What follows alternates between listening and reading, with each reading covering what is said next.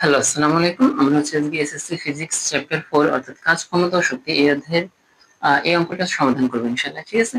তো খুবই সহজ অঙ্ক। অঙ্কে বলছে আমাদের যে আহ 50 কেজি ভরের এক ব্যক্তি হচ্ছে 20 মিটার উঁচু দালানের ছাদে উঠলেন, তার কৃত কাজ কত হবে এটা আর কি আমাদের বের করতে হবে। তো খুবই সহজ অঙ্ক। আমরা কি লিখবো?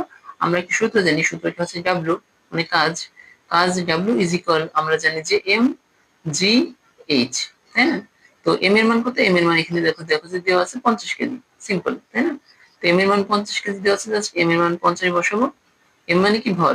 ভরের মান কত দেওয়া আছে? 50 কেজি, ঠিক আছে? আর জি মানে কি? জি মানে হচ্ছে অভিকর্ষ ত্বরণ, যার মান আমরা জানি যে এটা হবে 9.8। অভিকর্ষ মানের অভিকর্ষ ত্বরণের মান হচ্ছে 9.8, তাই 9.8 বসালাম। আর হচ্ছে উচ্চতা এইচ, এইচ মানে হচ্ছে 20 মিটার। উচ্চতা কত? এখানে দেওয়া আছে যে 20 মিটার। তো আমরা এখানে জাস্ট 20 মিটার এখানে বসাবো, ঠিক আছে?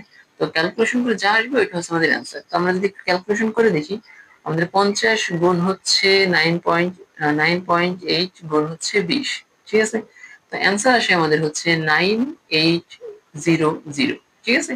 এত জুল। ওকে, কাজের একক জুল, তাই জুল, ঠিক আছে? তো এটা হচ্ছে আমাদের অ্যান্সার। ঠিক আছে, আশা করি বুঝতে পারছো। তো এই পর্যন্তই ছিল, সবাইকে ধন্যবাদ।